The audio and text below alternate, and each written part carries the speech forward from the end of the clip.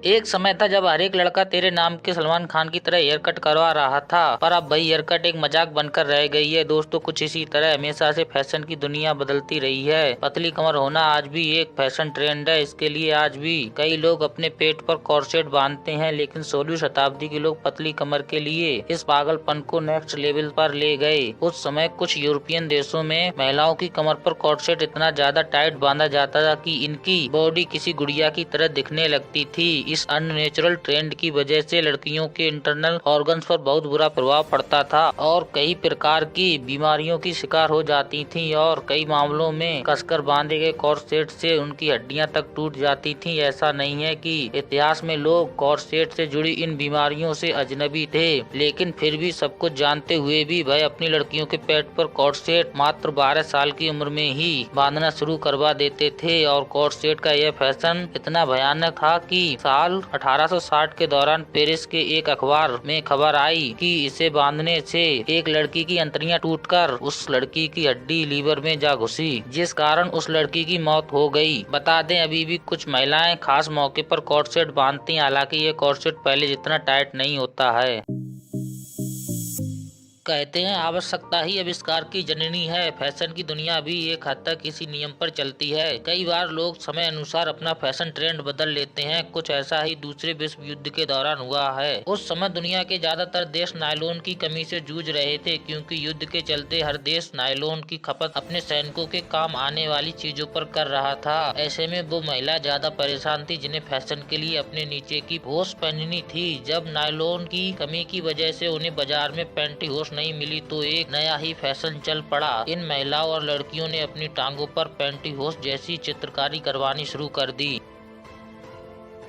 दोस्तों, एक तरफ आज जहाँ सफेद दांतों को खूबसूरती की परिभाषा माना जाता है, वहीं जापान के इतिहास में इसके बिल्कुल उल्टा हुआ करता था। जापान में बागुरु ट्रेडिशन को फॉलो करने वाली महिलाओं में काले दांतों का फैशन था और सदियों पहले इस अनोखे फैशन को सिर्फ अमीर महिलाएं ही अपना सकती थीं। जापान में जिन महिलाओं के काले दांत होते थे, इन महिलाओं की यह अमीरी की निशानी थी। दरअसल उनकी एक महान रानी के दांत काले थे क्योंकि वह शुगर ज्यादा खाया करती थी और उस जमाने में शुगर काफी महंगा हुआ करता था। ऐसे में जनता के बीच ये प्रचलन चल पड़ा कि बस अमीर महिलाओं के दांत काले होते हैं। इसे आप अंधे होकर फैशन को फॉलो करने का परफेक्ट एग्जाम्पल कह सकते हैं।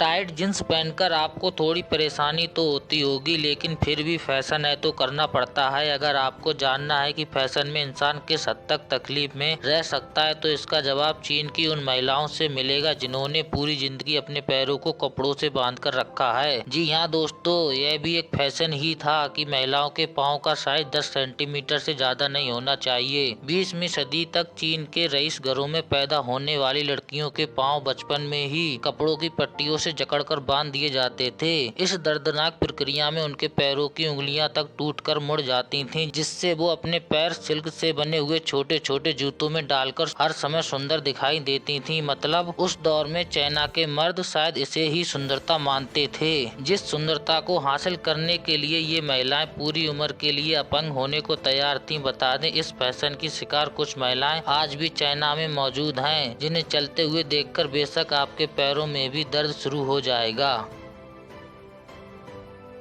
सेंट्रल अमेरिका में पहली बार लंबे आकार की इंसान की खोपड़ी पाई गई। हर कोई इसे एलियन से जोड़कर देखने लगा, क्योंकि फिल्मी पर्दे पर दिखाई जाने वाली एलियंस की बनावट काफी हद तक इससे मिलती थी। हालांकि शोधकर्ताओं के अनुसार एलियन से इनका दूर दूर तक कोई लेना देना नहीं था। कहते हैं इतिहास में माया और इनका जैसी इंसानी सभ्यताओं के लोग छोटी उम्र में ही अपने बच्चों के सर को एक कपड़े से कसकर बांध देते थे ताकि सर का साइज लंबा होने लगे। इस लंबे सर को आप उनका फैशन ट्रेंड भी कह सकते हैं और स्टेटस सिंबल भी, क्योंकि इस प्रकार की लंबी खोपड़ी वाले शख्स को उनके कबीले में एक खास व्यक्ति समझा जाता था। पर वैज्ञानिकों के पास इन तमाम धारणाओं के कोई पुख्ता प्रमाण नहीं है, यानी कि वह लोग अपनी खोपड़ी कैसे और क्यों लंबी करते थे। आज भी यह एक प्रकार से पहेली है।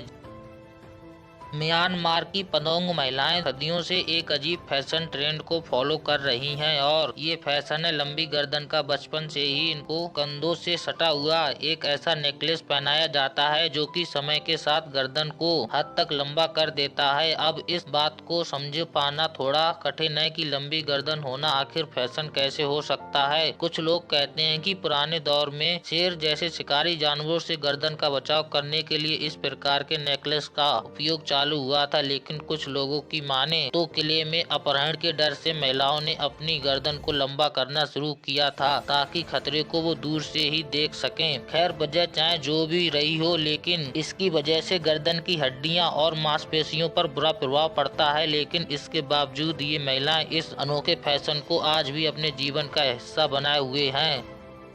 अगर आप ऐतिहासिक चाइना की महिलाओं को देखेंगे तो आपकी नज़र उनके अजीबो-गरीब कपड़ों पर पड़ेगी। हालांकि उनके कपड़ों के अलावा जो चीज आपको सबसे अजीब लगेगी वो है उनके नाखून। वैसे लंबे नाखून का फैशन आज भी है, लेकिन उस समय चीन की महिलाएं अपने नाखून काफी उम्र तक बिना काटे लंबे होने देती थीं। दरअसल लंबे नाखून एक प्रकार से उनकी अमीरी और प्रतिष्ठा की निशानी माने जाते थे, क्योंकि गरीब महिलाओं को मेहनत मजदूरी घर का काम करना पड़ता था। ऐसे में वो अपने नाखून नहीं बढ़ा सकती थी। यानी कि आपके लंबे नाखून है तो लोग आपको देखकर ही समझ जाएंगे कि आप एक अमीर घराने से हैं। इसी वजह से उस समय अमीरी में बावली हो चुकी चाइनीज महिलाओं के नाखून 10 से लेकर 25 सेंटीमीटर तक लंबे पाए जाते थे।